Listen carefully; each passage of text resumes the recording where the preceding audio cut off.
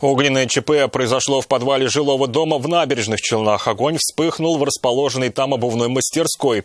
Внутри в момент возгорания находился 64-летний мужчина. Из огня его вытащил очевидец. Подробности у Айгуль Бадрудиновой.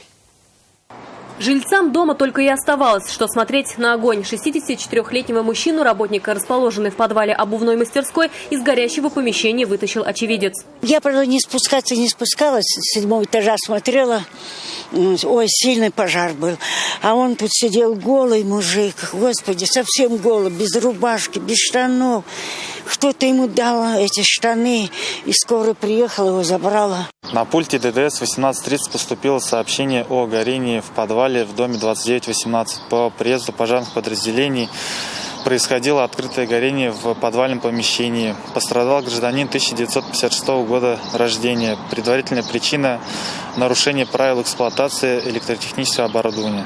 Энергетики при осмотре помещения сделали другие выводы. По их словам, автоматика была исправна, и при коротком замыкании она бы отключила электричество.